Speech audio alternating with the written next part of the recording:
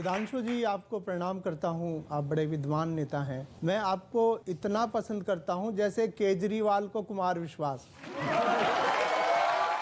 बचपन में हमें ऐसे सीन समझ में नहीं आते थे। भाजपा वाले सिलेंडर का दाम 50 रुपए बढ़ने पर हंगामा क्यों मचाते थे। अब तो सिलेंडर का दाम बढ़ना भी अपवाद की श्रेणी में आता है और ईपीएफ का ब्याज दर घटना भी राष्ट्रवाद की श्रेणी में आता है। वो लड़का देखने लड़की वाले गए तो पूछा कि लड़का क्या करता है। वो बोले जी बर्तन बेचता है। तो बोले किस बाजार में दुकान है। वो बोले दुकान ना है, घर के ही बेचता है। इस घटना का कांग्रेस से कोई संबंध नहीं है।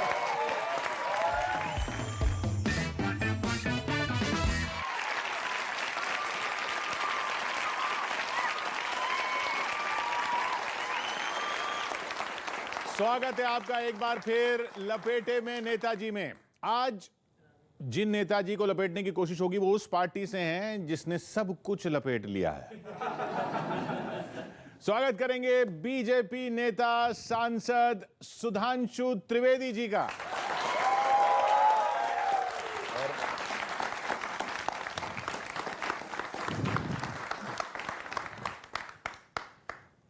सुधांशु जी, सब कुछ तो लपेट लिया आपने, अब आपको कैसे लपेटा जाए? अब ये तो आपका विचार करने का विषय है। वैसे हम कोई चीज लपेट नहीं रहे हैं। हाँ। हम तो समेट रहे हैं। हाँ। जो कुछ फैलाया गया था पिछले लंबे समय से, 2-3 पीढ़ी से, उसको अभी समेट रहे हैं। वो जो कह रहे थे कि प्रेम की जो बात कर रहे थे, वो 2.5 अखर प्रेम का 2.5 सीटी लेके बैठ गए। अब देखिए, मैं वो तो नहीं कहना चाहता, परंतु यह भी ध्यान रखना चाहिए कि राजनीति में कहते हैं कि चंद बातें करना और मुतमई होना नहीं अच्छा। चंद बातें करना और मुतमई होना नहीं अच्छा। सियासत आखिरी दम तक सभी को आजमाती है और बहुत गलती की गुंजाइश नहीं होती सियासत में। जरा किरदार हल्का हो, कहानी डूब जाती है।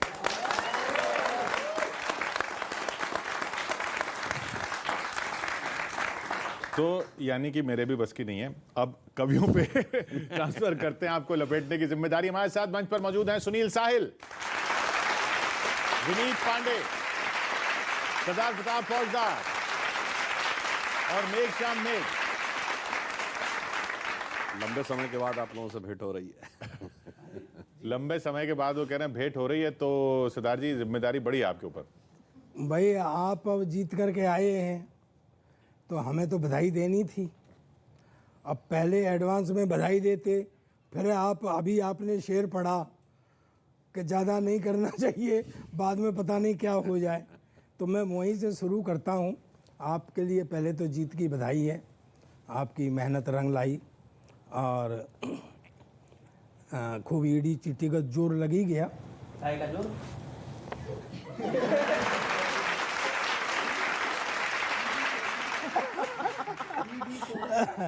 तो आपको बधाई। लेकिन मैं आपकी बात से बिल्कुल सहमत हूँ कि कुछ चीज़ें ऐसी होती हैं। आपकी जीत की बधाई में इस रूप में दूंगा कि लोग हारे क्यों। वाह। मेनली तो उत्तर प्रदेश में सपा हारी है, तो मैं वहीं से शुरू होता हूँ। जाट गुजर ओबीसी सबको मिलाया साथ। जाट गुजर ओबीसी सबको मिलाया साथ। MY योजना में कोई खोट रह गया। MY Muslim Yadav. MY योजना में कोई खोट रह गया और सत्ता से पहले ही घमंड सर पे चढ़ा तो। सत्ता से पहले ही घमंड सर पे चढ़ा तो यही होगा अंजाम, रावण भी कह गया। वाह वाह वाह। वैसे बीच में डिस्टर्ब कर दूं आपको? नहीं सर, मेरी पूरी हो जान दो। अब जीत की इतनी बड़ी सेलिब्रेशन भी मत करो। कि जयंत राजभर स्वामी और सैनी से किया। जयंत राजभर स्वामी सैनी से किया। कागजी गठबंधन था, कागजों पे ही रह गया।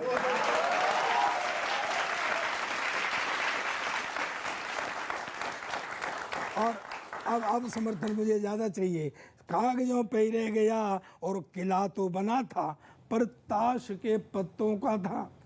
किला तो बना था पर ताश के पत्तों का था, लाभार्थी योजना से भड़बड़ा के रह गया।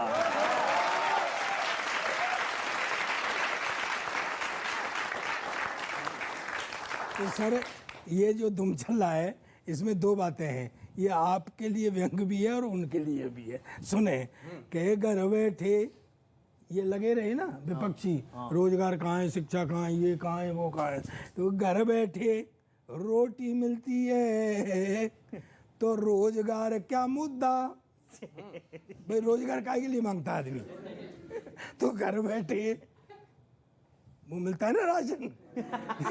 घर बैठे रोटी मिलती है तो रोजगार क्या मुद्दा, और फोन और कंप्यूटर ले लेंगे अब इंटर करके दद्दा।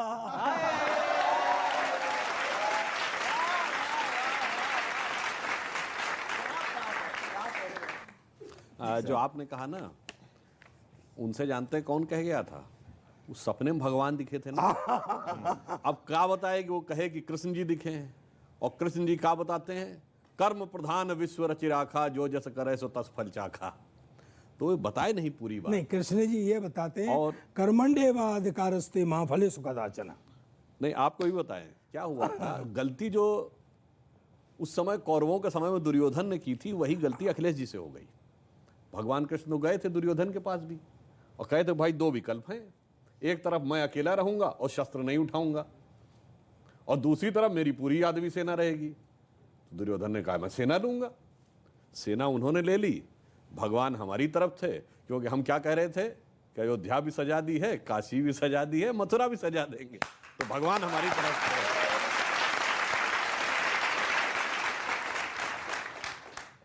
वैसे एक लाइन और मैं आप लाइटर नोट पे बोल दूं, बहुत गंभीर नहीं है।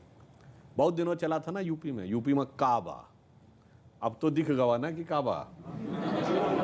तो काबा स्थिति ये थी कि हाथी तो गिराए बा और पंजा बिखराए बा और बबुआ बौखलाए बा और बाबा का भौकाल बा।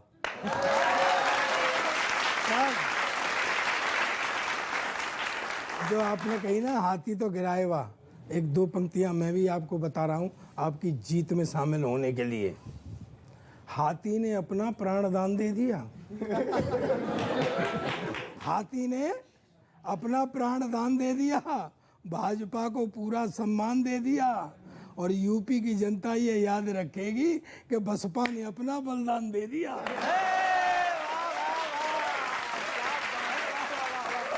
बलि का हाथी, तो बलि का तो बकरा होता है।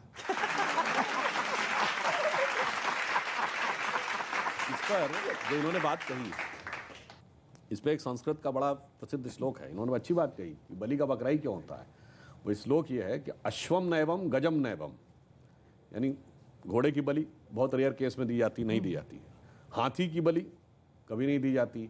व्याघ्रम नैवम नैवचा, कभी शेर की बलि दी ही नहीं जाती है। अश्वम नैवम गजम नैवम व्याघ्रम नैवम नैवचा अजह पुत्रा, अजह कहते हैं बकरे को, अजह पुत्रा बलिम दद्यात दैवो दुर्बल घात का। दैवो दुर्बल घात का तो सुना होगा ना, पूरा श्लोक नहीं सुना होगा। दुर्बल की बलि दी जाती। इसलिए शक्ति अर्जित करना बहुत जरूरी है। निश्चित रूप से शक्ति तो सर आपने बहुत बढ़िया अर्जित की, अभी हमने देखा भी खूब सारी शक्ति अर्जित हो रही है। हाँ, उत्तराखंड में भी बहुत अद्भुत स्थिति बनी आपकी। एक कविता पढ़ता हूँ, सुनिएगा। कि उत्तराखंड में बीजेपी ने तो लठ धर दिया, लेकिन जो जीता वही सिकंदर का, जो हारा वही सिकंदर कर दिया। फिर प्रश्न है, अगर हारे हुए का ही नेतृत्व देने का संकल्प पूरा है, फिर हारी तो कांग्रेस भी है, फिर उन्हें सरकार बनाने देने का आइडिया कौन सा बुरा है?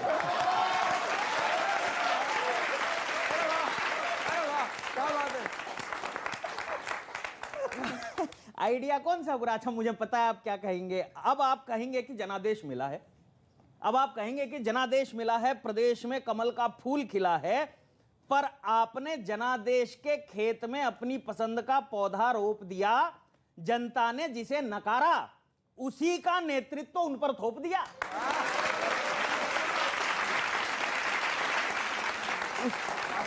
उसी का नेतृत्व उन पर थोप दिया। अगर जनता उनका नेतृत्व चाहती तो चुनाव में उनको जिताती, किंतु यह निर्णय तो पार्टी का संख्या बल के आधार पर रहा है। धामी जी के सीएम बनने में जनादेश का सम्मान कहां है? दो लाइनें हैं। जनादेश का सम्मान कहां है? जीत का जश्न तो आप मना रहे हैं, किंतु हारे हुओं को जीते हुओं की कैटेगरी में ला रहे हैं। आपके हिसाब से आपने जो किया वो सही है, परंतु इसका मतलब यह है कि उत्तराखंड में धामी जी के अलावा मुख्यमंत्री बनने का कोई चेहरा और नहीं है। लोकतंत्र में, अब सीरियस एक बात कहता हूं सर, लोकतंत्र में तो जनता अपने पसंद का नेता चुनती है, सरकार अपने हिसाब से बुनती है, पर यहां तो आपने भी अद्भुत उदाहरण पेश किया है। हारे हुए को कुर्सी देने का अब जस्टिफिकेशन क्या है? आपने जो उदाहरण दिया है शायद 10 महीने पहले की ही बात भूल गया है। धामी तो याद है, दीदी नहीं याद है का? तो जबकि धामी तो युवा नेता हैं, अभी पहली बार आए हैं, दीदी तो इतनी पुरानी है। फिर भी कारण यह है कि अगर किसी कैप्टन के नेतृत्व में हम मैच खेलते हैं और कैप्टन कम रन पे आउट हो गया तो इसका अर्थ ये नहीं होता है कि कैप्टन की कैप्टनसी के ऊपर सवाल है। हाँ, यदि धामी जी मुख्यमंत्री नहीं होते पहले और तब वो हारे हुए व्यक्ति को हम देते तो ये बात आती कि जनता ने नकारा, परंतु उनके नेतृत्व में तो पार्टी को स्वीकारा। उस जगह पे कुछ परिस्थिति ऐसी थी जैसा ममता दीदी के साथ भी हुआ था, तो इसमें कोई वैसी गंभीर बात नहीं है। ईमानदारी से पार्टी ने यह विश्वास दिया कि यदि कोई अपने क्षेत्र की चिंता किए बगैर भी पूरे प्रदेश के लिए सतत संघर्षशील रहेगा तो वो उसको उसका पारितोषिक मिलेगा। इसमें मैं एक सीरियस बात भी बताना चाहता हूँ। योगी जी जब मुख्यमंत्री बने 2017 में, तो दूसरे दिन ही बिजली विभाग के अधिकारी आए उनके पास, कहा सर ये एक फाइल है साइन करने के लिए। तो उनसे पूछा गया ये किस बात की फाइल? सर वो गोरखपुर को 24 घंटे बिजली सप्लाई करने के लिए। तो उन्होंने कहा ये किस नियम के तहत? कहा सर वो होता है, वीआईपी कॉन्स्टिट्यूएंसी है, हमेशा से होता आया है, सीएम कॉन्स्टिट्यूएंसी में 24 घंटे बिजली सप्लाई। तो योगी जी ने कहा अब मैं गोरखपुर का मुख्यमंत्री नहीं हूँ, पूरे उत्तर प्रदेश का हूं। जिस दिन आप पूरे उत्तर प्रदेश में सभी जिलों में 24 घंटे बिजली सप्लाई की योजना बना लीजिएगा, उस दिन फाइल लेके आइएगा। और 2-2.5 महीने के बाद उसी बिजली विभाग के कर्मचारी, उस अधिकारी वो योजना बना के लाए कि यूपी में सारे जिलों में 24 घंटे बिजली सप्लाई होगी। तब उन्होंने फाइल साइन किया और 24 घंटे बिजली सप्लाई हुई। यह सोच में अंतर है। सुधांशु जी, आपको प्रणाम करता हूँ, आपके ज्ञान को प्रणाम करता हूँ, आप बड़े विद्वान नेता हैं। मैं आपको इतना पसंद करता हूँ जैसे केजरीवाल को कुमार विश्वास।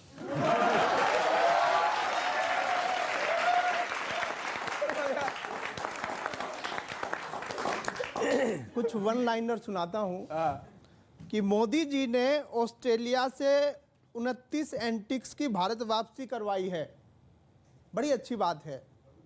अब समय आ गया है कि वे इटली की धरोहर भी वापस कर दें।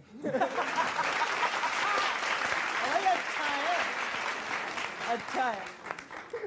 नितिन गडकरी जी ने कहा कि 2024 से पहले भारत की सड़कें अमेरिका जैसी होंगी। वो तो शुक्र है उन्होंने ये नहीं कहा कि जो बाइडेन के गालों जैसी होंगी।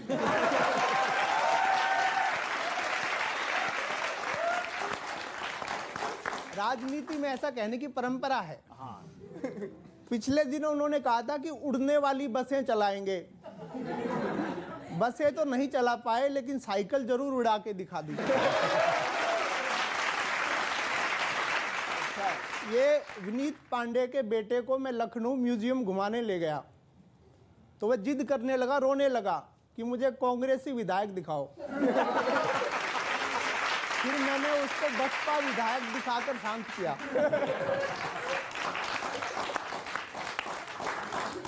वो लड़का देखने लड़की वाले गए तो पूछा कि लड़का क्या करता है, वो बोले जी बर्तन बेचता है। तो बोले किस बाजार में दुकान है, वो बोले दुकान वुकान ना है, घर के ही बेचता है। इस घटना का पंच अब सुनो, इस घटना का कांग्रेस से कोई संबंध नहीं।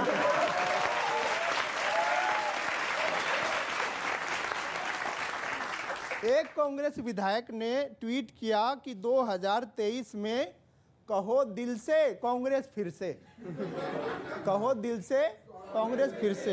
मैंने पूछा उत्तर प्रदेश में क्या फेफड़ों से कहा था?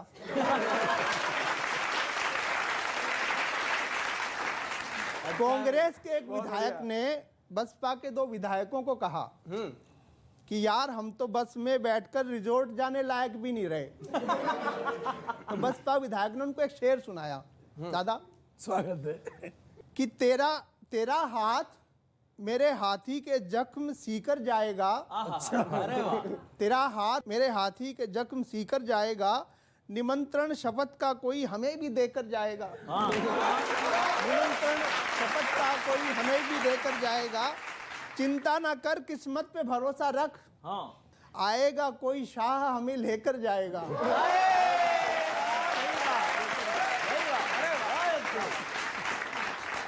ये बहुत बदमाश है भाई साहब। जी देखिए जो इन्होंने कहा वो तो अब दिन लद गए। अच्छा, अब लद देखिए गए। हर जगह स्पष्ट बहुमत मिल रहा है। हाँ, तो शाह जी ने जो दिखाया है ना, वो तो जब जरूरत थी, हम लोगों की तरफ एक लखनऊ में कहावत होती है, आप लोगों ने सुना हो चाहे, अमा मियाँ वो दिन लद गए जब उस्ताद लल्लू खां फाख्ते उड़ाया करते। तो इसलिए अब देखिए जनता जिसको दे रही है, चाहे हमारे पक्ष में दे रही है या विपक्ष में भी दिया है, जिसको दिया है जम के दिया है। लेकिन सर वो विधायक जो रिजॉर्ट में इंतजार कर रहे हैं उनका क्या जाने होगा? का मजा करना। सर आपने कहा बहुमत सब तरफ से मिल रहा है, तो एक मत मेरा भी।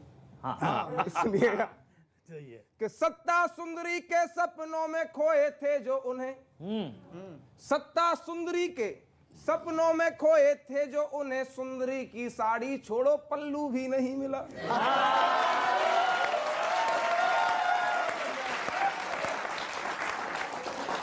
सत्ता सुंदरी के सपनों में खोए थे जो उन्हें, सुंदरी की साड़ी छोड़ो पल्लू भी नहीं मिला। और 2014 से ही टेढ़ा टेढ़ा घूमता है।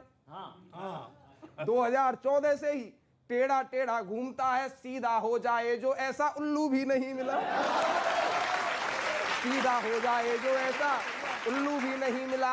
और यूपी छोड़ने की धमकी देते रहते थे उन्हें, यूपी छोड़ने की धमकी देते रहते थे उन्हें, डूबने को पानी एक चुल्लू भी नहीं मिला।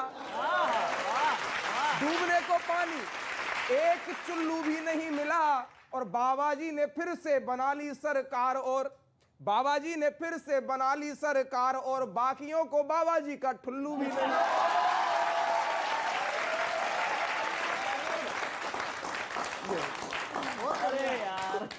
जो इन्होंने कहा इस पे जो बचाने की बात था ना कि क्या किया, तो मुझे याद आता है कि जब 77 में सरकार चली गई थी, 80 में, 80 से अपने को याद है थोड़ा, तो जब वापस कांग्रेस आने की तैयारी करती थी या प्रयास करती थी, तो नारा क्या था, इंदिरा लाओ देश बचाओ, तब था कि देश तक।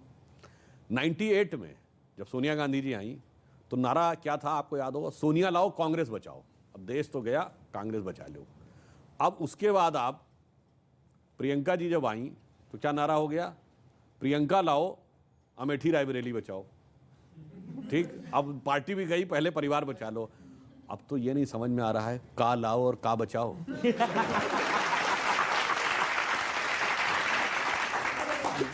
अब वो सबसे मुश्किल राउंड जिसमें आपको बोलने से रोकना है मुझे। यस नो में इस कैमरे पे सिर्फ ये? आपको, हाँ ये कैमरा आपको दिखाना। पहला सवाल, अच्छा सवाल भी वो हैं जो सोशल मीडिया पे चल रहे हैं। पहला सवाल ये कि देश की राजनीति में अरविंद केजरीवाल अब राहुल गांधी से बड़े नेता हैं?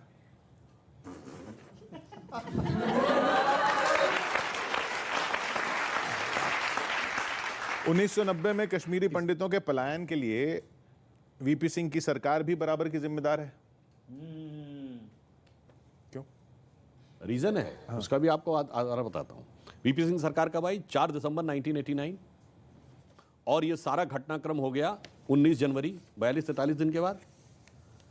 एक संस्कृत में कहावत होती है, काकतालीय न्याय। इसका मतलब होता कोई पेड़ जो था अंदर से खोखला हो गया था, दीमक ने खोखला कर दिया था, अचानक एक पक्षी आके बैठा और पेड़ भरभरा गिर गया, कहीं पक्षी आया गिरा दिया। 42 साल से जो किया जा रहा था वो, उसका सारा दोष 42 दिन पे। मैंने एक घटना भी पार्लियामेंट में ही बोली है, बहुत से लोगों को 89 में जज की हत्या, 88 में टीकालाल टपलू की हत्या, 86 वो सब तो छोड़िए, 83 का वर्ल्ड कप जीता था, उसके बाद वेस्ट इंडीज की टीम भारत आई थी। एक वनडे इंटरनेशनल श्रीनगर में भी हुआ था 13 अक्टूबर 1983 को। भारत वेस्ट इंडीज के मैच में इंडिया की टीम का मुर्दाबाद नहीं, पाकिस्तान जिंदाबाद के नारे लगे और मैच अबेंडन कर देना पड़ा। सुनील गावस्कर ने अपनी किताब रन्स एंड रूल्स में लिखा, मैं समझ ही नहीं पाया कि भारत और वेस्ट इंडीज के मैच में पाकिस्तान जिंदाबाद का क्या तर्क है। जहर उस समय तो शुरू हुआ, उस समय तो राजीव गांधी नहीं, इंदिरा जी की सरकार थी, और वहां भी फारूक अब्दुल्ला प्लस कांग्रेस की सरकार थी। तो आप ये कहें कि 42 साल हमने खोखला किया और उसके बाद पक्षी आके बैठा और गिर गया, तो यह काकतालीय न्याय है।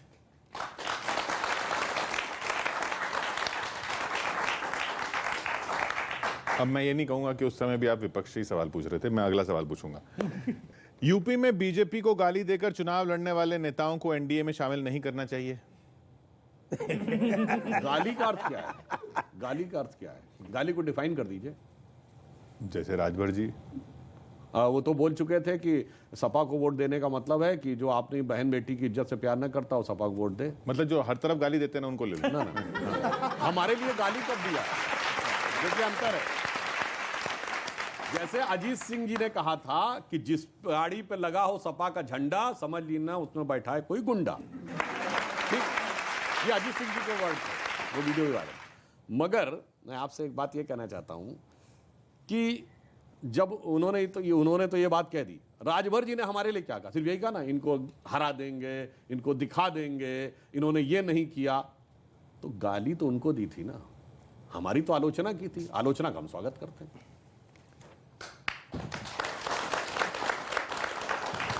यानी राजभर जी का स्वागत है।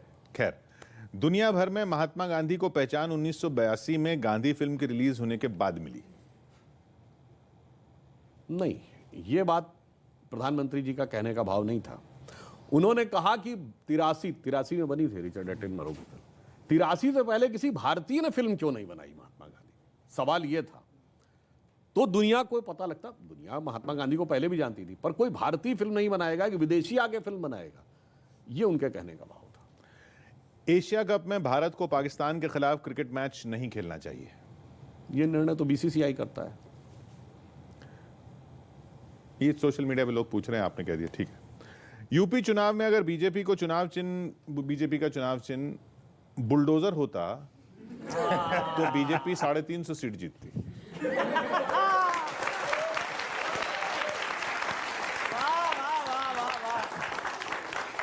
यहाँ हमारा कहना है कि बहुत से ऐसे कार्य हैं, जैसे यूपी में बुलडोजर की जरूरत थी, बुलडोजर चला है।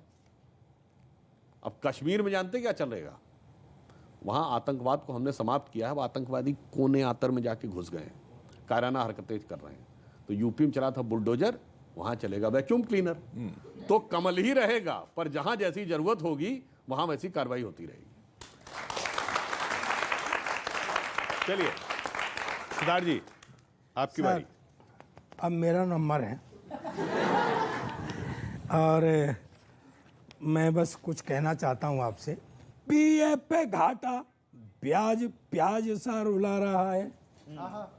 आपने आते ही सबसे पहला काम ये किया कि अभी चुनाव खत्म होते ही कि पीएफ पर ब्याज घटा दिया। कि पीएफ पे घाटा, प्याज सा रुला रहा है, कर्मचारियों को और कितना सड़ाओगे? बोला।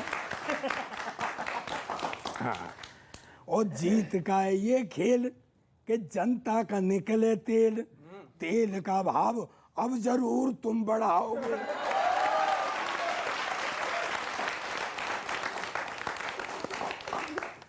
कि भाजपा तो जनता के बूते पे लड़ी चुनाव, भाजपा तो अभी लड़ाई को आप कलात्मक रूप से लेना इसमें, भाजपा तो जनता के बूते पे लड़ी चुनाव, जनता को महंगाई से कब तक लड़ाओगे? जनता को महंगाई से कब तक लड़ाओगे? और गुंडों पे चलता था तब तक तो ठीक था, गुंडों पे चलता था तब तक तो ठीक था, किंतु आम आदमी पे अब बुलडोजर चलाओगे।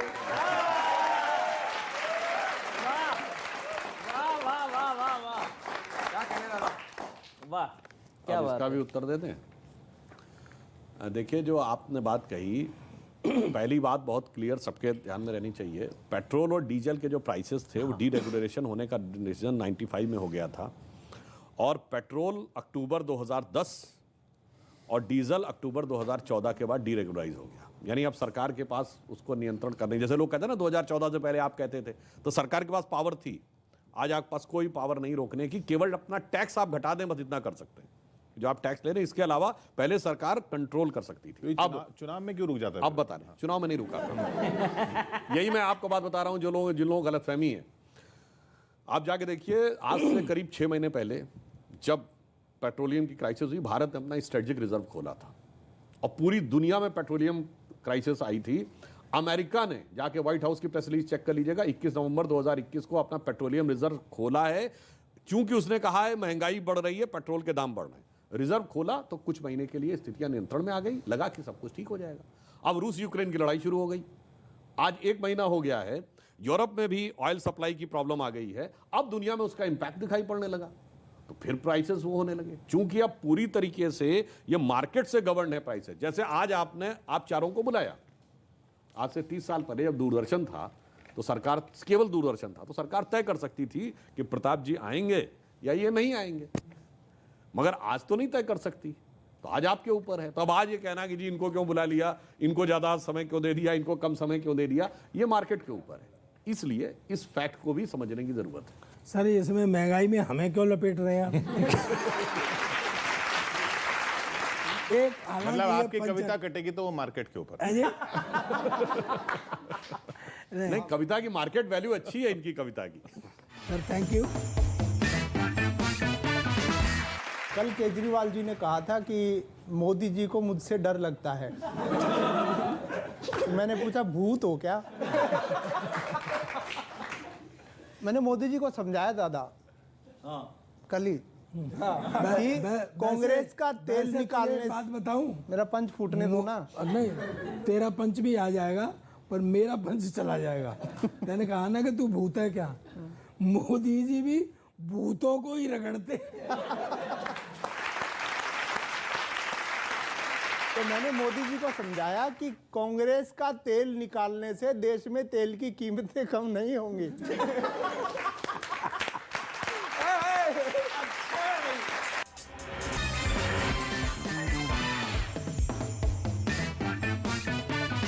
सर, कुछ तस्वीरें आजकल सोशल मीडिया पे बड़ी वायरल हैं।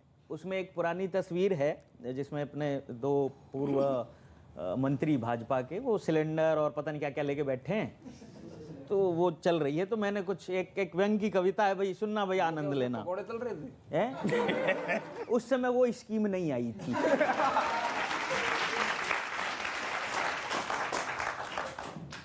बचपन में हमें ऐसे सीन समझ में नहीं आते थे। भाजपा वाले सिलेंडर का दाम 50 रुपए बढ़ने पर हंगामा क्यों मचाते थे? 50 रुपए बढ़ने पर हंगामा क्यों मचाते थे? अब तो सिलेंडर का दाम बढ़ना भी अपवाद की श्रेणी में आता है। और अगली पंक्ति संभालना दोस्तों, अब तो सिलेंडर का दाम बढ़ना भी अपवाद की श्रेणी में आता है, और ईपीएफ का ब्याज दर घटना भी राष्ट्रवाद की श्रेणी में आता है।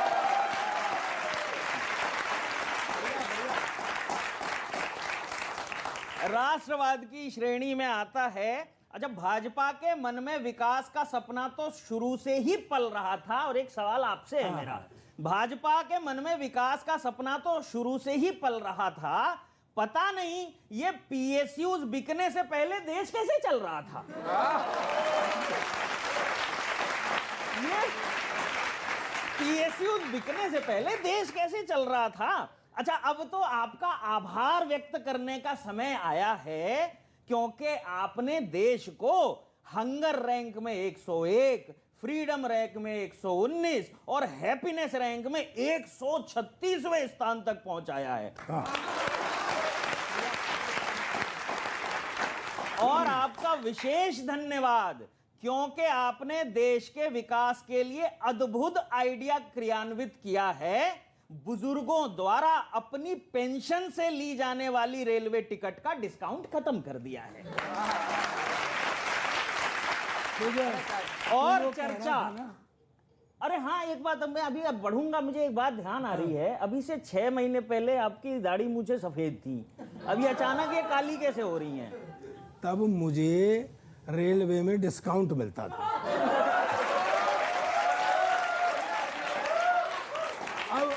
अब जब बुजुर्गी का डिस्काउंट नहीं तो बूढ़ा रहने का फायदा। तो बुजुर्गों द्वारा अपनी पेंशन से ली जाने वाली रेलवे टिकट का डिस्काउंट खत्म कर दिया है। और चर्चा एक फिल्म की हो रही है, मनपसंद टॉपिक जिसका आधार है, और आईपीएल शुरू होने वाला है। 2 महीने तक एहसास नहीं होगा कि देश में कितने बेरोजगार हैं।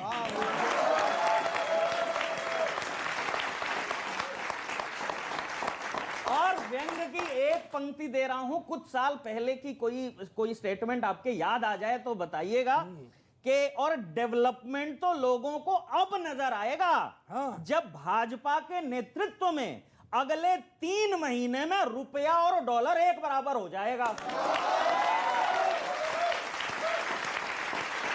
एक बराबर हो जाएगा। और आपने बिल्कुल ठीक कहा सर, मार्केट ही पेट्रोल का रेट तय करता है, बाजार ही तय करता है। इसीलिए अब आपसे तो क्या कहीं, ईश्वर से कहीं कहना पड़ेगा, रुपया और डॉलर एक बराबर हो जाएगा। ईश्वर से यही कामना है कि देश में इलेक्शन होते रहें ताकि बाजार भी पेट्रोल के दाम बढ़ने से रोके रहे।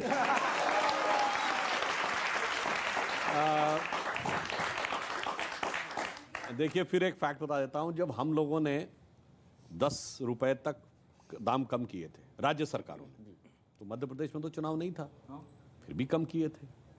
हरियाणा में चुनाव नहीं था, फिर भी कम किए थे। पर जो आरोप लगाते हैं उनके राज्य सरकारों ने कम किए थे क्या? क्योंकि अब एक ही रास्ता है कि आप अपना टैक्स कम कर दें। तो दूसरा, जो हंगर इंडेक्स का बड़ा मजेदार बात है भाई, आप कभी सोचिएगा कि यूरोप के कोने में बैठी हुई एक संस्था 2020-21 का उसने हंगर इंडेक्स जारी किया है, जब सारी फ्लाइटों पे रोक थी।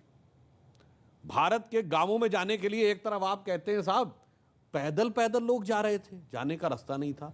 भाई तू गया कब, कहां जाके तूने सर्वे किया, कौन सी रिपोर्ट, कौन सी स्टैटिस्टिक्स? ट्रेन बंद, रोड बंद, फ्लाइट बंद, और तुमने बैठ के एक हंगर इंडेक्स बना दी। जबकि वर्ल्ड का सबसे बड़ा फूड ग्रेन का प्रोग्राम अभी तक की डॉक्यूमेंटेड हिस्ट्री में कि 80 करोड़ लोगों को बाकायदा डिलीवर हुआ है लास्ट एंड तक जाके, और कोई भी इस बात को चेक कर सकता। और आपने तो कहा कि चुनाव में भी उसका लाभ मिला, अनाज मिला, वो तो अलग है। आयुष्मान भारत में सबको 5 लाख रुपए तक का इलाज भी मिला है। पहले मुफ्त सिलेंडर मिलता था, नहीं मिला है, नहीं मिलता था, अब जाके मिला है। तो अगर आप देखें तो हमने आने के बाद बैंक के खाता धारकों में खाता खुलवाकर उन लोगों को जिनको कुछ नहीं मिला था, तो जो अंत्योदय की कल्पना थी, जो एक कविता की पंक्ति है कि देखो उन निराश नयनों को जिनके आंसू सूखे हैं, उस प्रलय दशा को देखो जो चिरवंचित भूखे हैं। आप एक काम करो, ये फ्री राशन वाला थैला उस हंगर इंडेक्स का जो जिसने सर्वे किया है उस कंपनी को एक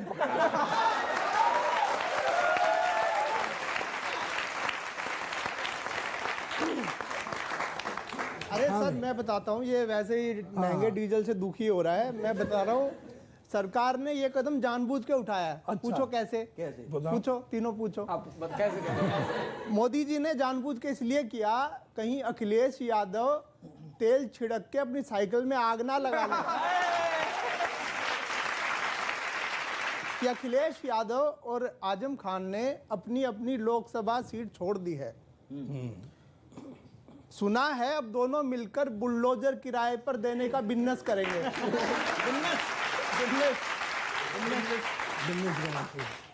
अच्छा, चुनाव से पहले जो कविता जया बच्चन जी ने अखिलेश की तारीफ में सुनाई थी ना, अखिलेश में अकल, चुनाव से पहले जो कविता जया बच्चन ने अखिलेश यादव की तारीफ में सुनाई थी, उस कविता को यूक्रेन वाले जेलेंस्की मांग रहे हैं। बोले पुतिन को सुनाकर हथियार डलवाऊंगा। वाह वाह वाह वाह। जया बच्चन ने कहा कि उन्हें नहीं पता कि योगी जी को सत्ता में लाने वाले लोगों का स्टैंडर्ड क्या है। कभी कभी जया जी रेखा के पार चली जाती हैं। आपने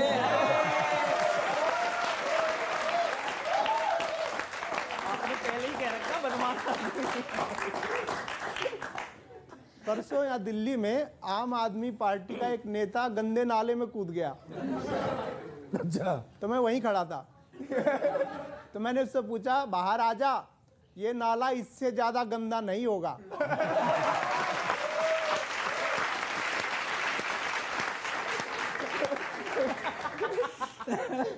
भगवंत मान ने पंजाब को नशा मुक्त करने के लिए बड़े कदम उठाने का निर्णय किया है। क्या वेट कर रहे हो, यही चुटकुला था।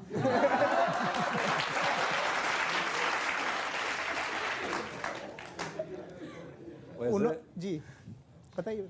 इसके ऊपर मुझे वो लाइन याद आ जाती है, मुझे दुनिया वालों शराबी न समझो, पीता नहीं हूं पिलाई गई है, और जिधर बेखुदी में कदम लड़खड़ाएं वही राह मुझको दिखाई गई है। उन्होंने भगवंत मान ने शिष्टाचार भेंट के लिए कल गृह मंत्री और प्रधानमंत्री से समय मांगा सर। पता चला है कि उन्हें 8 PM का समय दिया गया है।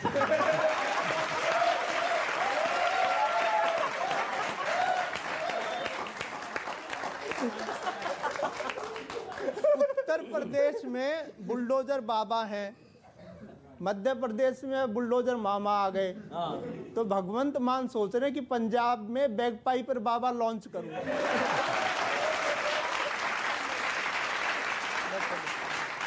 सुनिएगा सर एक छंद, सुनाइएगा एक जंत। एक ऐसा हमें नहीं सुनाएगा। किसानों को खुश किया फिर भी निराश हैं वे, किसानों को खुश किया, वही वाले जो आंदोलन कर रहे थे, किसानों को खुश किया फिर भी निराश हैं वे, नौजवानों को जगाया रोजगारहीन है। आहा, बहुत बढ़िया। किसानों को खुश किया फिर भी निराश हैं वे, नौजवानों को जगाया रोजगारहीन हैं। कोरोना से लड़े पर वह खूब ही बढ़ा था, कोरोना से लड़े पर वह खूब ही बढ़ा था, नारी को बढ़ाया किंतु वह दीनहीन है, नारी को बढ़ाया किंतु वह दीनहीन है, तो दोषी तो पकड़ लिए, खूब बुलडोज खूब आपने गुंडे भर दिए जेलों में, कि दोषी तो पकड़ लिए तो बढ़े क्यों बलात्कार, दोषी तो पकड़ लिए बढ़े क्यों बलात्कार, न्याय मिला राम जी को प्रजा गमगीन है, दोषी तो पकड़ लिए बढ़े क्यों बलात्कार, न्याय मिला राम जी को प्रजा गमगीन है, और मिला उज्ज्वला का लाभ लिया मजदूर, मिला उज्ज्वला का लाभ लिया मजदूर, उसने गैस भरवाई बिकी उसकी जमीन है। एक और सुन लीजिएगा, एक और सुन लीजिएगा। दिल्ली में एमसीडी के चुनाव है, हालांकि पता चला कि 2 महीने और लेट हो गए, उसमें भी सुन लीजिएगा कि हाथी को पछाड़ दिया, हाथ को उखाड़ दिया। अच्छा, हाथी को पछाड़ दिया, हाथ को उखाड़ दिया, पहिए निकाल लिए भले साइकिल से। हाथी को पछाड़ दिया, हाथ को उखाड़ दिया, पहिए निकाल लिए भले साइकिल से, और देश भर से मिला है मोदी जी को प्यार ऐसा कि जितने विरोधी थे मसल दिए तिल से, जितने विरोधी थे मसल दिए तिल से। तो दिल्ली के ये वोटर भी, दिल्ली के ये वोटर भी सपोर्टर हैं मोदी जी के, दिल्ली के ये वोटर भी सपोर्टर हैं मोदी जी के, चाहते हैं मोदी जी को जान सेवा दिल से, चाहते हैं मोदी जी को जान सेवा दिल से। तो झाड़ू से तो एक बार जीत भी जाओगे, पर कैसे जीतोगे बताओ बिजली के बिल से।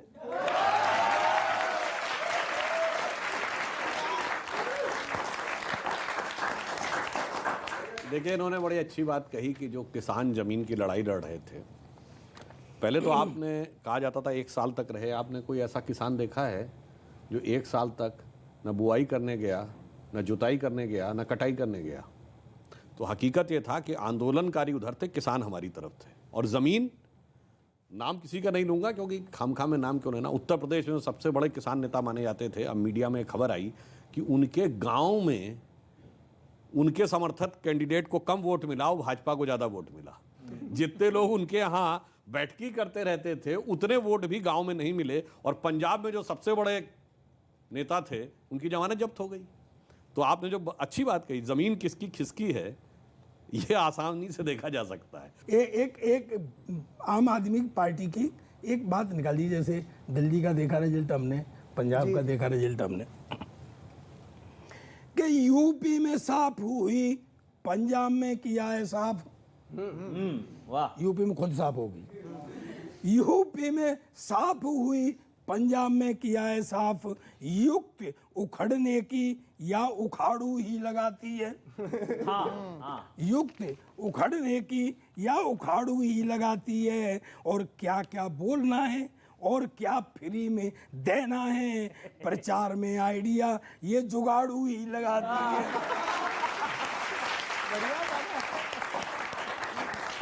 दुकान देखो। हाँ, दुकान तो देख। दुकान तो। हाँ, या तो सीधे सत्ता में ही या जमानत जब्त तो होती, या तो सीधे सत्ता में ही या जमानत जब्त तो होती। लक्ष्य पे निशाना भी तो फाड़ू ही लगाती है।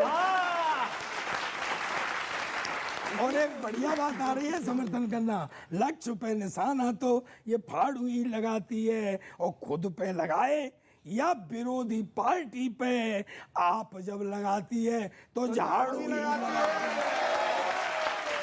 बहुत बढ़िया दादा। रुक गया, अभी एक पन्ना और है। कि सर अब एक बात हो गई है, वो भी ले आए। किसको लाए? बज्जी को। हैं? तो अब तो कंपटीशन हो गया ये, कि तुमने सदा बाउंसर फेंकी, भाजपा बाउंसर फेंकती, कि तुमने सदा बाउंसर फेंकी, उस पर भी था तुर्रा। तुमने सदा बाउंसर फेंकी, उस पर भी था तुर्रा। और वो भज्जी को लेकर आए, अब जो फेंकेगा सुर्रा।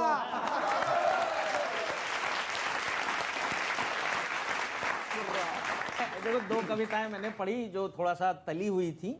ये बिल्कुल हास्य की है, इसमें दिमाग लगाने की जरूरत नहीं है ना, इसमें कोई सीरियस बात नहीं है, आनंद से सुनना। मैं तो इस बात से पहले ही फ्री था। एक बात तो तय हो गई कि चुनावों में जीतना किस्मत से ज्यादा कला है, क्योंकि मुद्दों से ज्यादा बुलडोजर ही चला है। मुद्दों से ज्यादा बुलडोजर ही चला है। और ये बुलडोजर का जादू सबके दिलो दिमाग पर छा चुका है। शायद इसीलिए यूपी में बुलडोजर बाबा के बाद एमपी में बुलडोजर मामा का नया संस्करण आ चुका है। और समर्थन वाली पंक्ति अब देता हूं, नया संस्करण आ चुका है। वैसे चुनावों में बुलडोजर का प्रयोग बड़ा निराला है। तो ये बताइए, आगामी चुनावों में बुलडोजर ताऊ, बुलडोजर भाऊ, बुलडोजर अन्ना, क्या क्या आने वाला है? क्या क्या आने वाला है? पर क्या ये बुलडोजर सिर्फ विधानसभा चुनावों के लिए ही बना है या इसके केंद्रीय लेवल पर भी आने की संभावना है? पर इस चुनाव में बुलडोजर का होना बिल्कुल नहीं खला। और व्यंग की एक पंक्ति दे रहा हूं, संभालना। पर इस चुनाव में बुलडोजर का होना बिल्कुल नहीं खला। मुद्दों को ऐसे समतल किया कि बेरोजगारी, महंगाई, कानून व्यवस्था कहां दब गए पता ही नहीं चला। हाय हाय, क्या बात है। कहां दब गए पता ही नहीं चला। और ये मित्र मेरे अभी जो बात कह रहे थे, आप तो चुनाव जीत गए, आपका काम तो हो गया, आप तो चुनाव जीत गए, पर बुलडोजर के नए बिजनेस शुरू करवा दिए। और जो हुआ सो हुआ, पर प्रचार करके बुलडोजर के रेट और बढ़वा दिए। महंगे मिल रहे हैं अब। बुलडोजर के रेट और बढ़वा दिए। अब हर चुनाव में बुलडोजर फ्रंट लाइन पे नजर आएगा। वैसे तो इसका काम मलबा उठाने का है, पर वोट बटोरने के लिए इसके प्रयोग का क्रेडिट भाजपा को ही जाएगा। भाजपा को ही जाएगा। बहुत अच्छे। नहीं, अब बताइए सर, बुलडोजर का इन्वेंशन कब हुआ बुलडोजर था का और- काम सिर्फ मलबा उठाना नहीं है। अभी तक बुलडोजर उठाता था, अब एक और काम कर रहा है। जितने खतरनाक जीव जंतु हैं सबको अपने बिल में वापस अंदर घुसेड़े दे रहा है। नहीं, कुछ वो चीजें आपने वो पंक्ति चला था ना हम लोग के यहाँ चुनाव प्रचार के दौरान, आपने याद है ना वो, कि बिलवा में घुस जाएला सब सांप बिच्छू गोजर और चलेला जब चाप के बाबा का बुलडोजर। वो सिर्फ उठाता नहीं है, अंदर ही पहुंचा। कल केजरीवाल जी ने कहा था कि मोदी जी को मुझसे डर लगता है। मैंने पूछा भूत हो क्या? मैंने मोदी जी को समझाया दादा कल ही कि कांग्रेस का तेल निकालने बात बताऊं, मेरा पंच फूटने दो ना। नहीं तेरा पंच भी आ जाएगा पर मेरा पंच चला जाएगा। मैंने कहा ना कि तू भूत है क्या? मोदी जी भी भूतों को ही रगड़ते। तो मैंने मोदी जी को समझाया कि कांग्रेस का तेल निकालने से देश में तेल की कीमतें कम नहीं होंगी। अब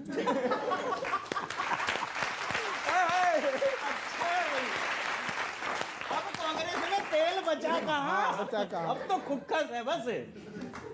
आप तो सर राज्यसभा में एमपी हैं, तो राज्यसभा में आजकल बढ़ती कीमतों पे बड़ा हंगामा हो रहा है। नहीं तेने शायद क्यों लगाई है इसमें? हो सकता उनको ये बात पता ना हो। सकता उनको बताया ना गया हो। तो सर राज्यसभा में भी काफ़ी इस पे हंगामा चल रहा है। तो एक व्यंग मैं सुनाना चाहता हूँ कि जो महंगाई हमारे देश में बढ़ रही है, तो एक कवि का फर्ज होता है कि वो व्यंग अपनी कविता का धर्म भी निभाए। कि न्यूज़ चैनल पर एक खबर आई कि एक महिला अपना 1 वर्ष का बच्चा केवल 100 रुपये में बेच आई। न्यूज़ चैनल पर खबर आई कि एक महिला अपना 1 वर्ष का बच्चा केवल 100 रुपये में बेच आई। नेताजी को हंसी आई, बोले कहाँ है महंगाई? नेताजी को हंसी आई, बोले कहाँ है महंगाई? अरे बेवकूफो, यह देश तुमको महंगा दिखता है जहाँ 1 वर्ष का बच्चा मात्र 100 रुपये में बिकता है। भाई वाह। बहुत अच्छा, बहुत अच्छा, बहुत अच्छा। ये सन सुनिएगा कि जीते हैं प्रदेश 4, एक में करारी हार। बढ़िया। जीते हैं प्रदेश 4, एक में करारी हार। हार ना समझ लेना इस बंटाधार को। पंजाब में तो बंटाधारी हुआ है।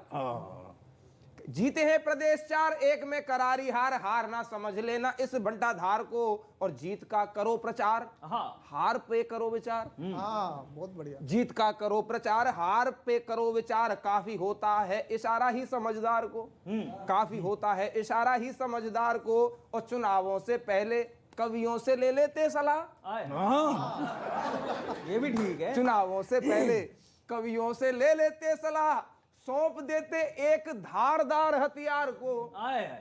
चुनावों से पहले कवियों से ले लेते सलाह, सौंप देते एक धारदार हथियार को। और आपकी पंजाब में भी बन जाती सरकार, आपकी पंजाब में भी बन जाती सरकार। लड़ाते चुनाव जो हमारे सरदार को।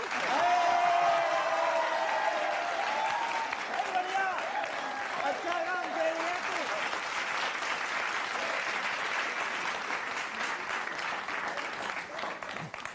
आखिर में उन्होंने वो बात कही जहां वाकई आपको लपेटा तो गया। देखिए वहां पर नहीं देखिए, पंजाब हम आज तक कभी 21-22 सीटों से ज़्यादा लड़ते ही नहीं थे, क्योंकि हमने देश के हित को राजनीति से ऊपर रखकर सेक्रीफाइस किया। 26-27 साल वो गठबंधन निभाया, और इस बार भी हम 68 सीटों पर लड़े थे, आधी सीटों पे। जिस दिन हम पूरी सीटों पर लड़ेंगे पंजाब में, जब वो स्थिति आएगी, उस दिन आप देखिएगा कि पंजाब में भी वो बदलाव दिखेगा, जो कहाँ दिखाए, उत्तर से लेकर उत्तर पूर्व तक, यानी उत्तराखंड से मणिपुर तक, और गंगा जमुना के मैदान से गोमांतक यानी गोवा तक। अच्छा सर, मैं एक चीज बीच में रह गई थी, वो जो फिल्म पे टैक्स फ्री करी है आपने, अब कह रहे जनता का फायदा होगा टैक्स फ्री करने से। जो लोग नहीं देख रहे जा रहे उनके कम से कम वो टैक्स वाले पैसे अकाउंट में डायरेक्ट भेजेंगे कैसे, मतलब क्या?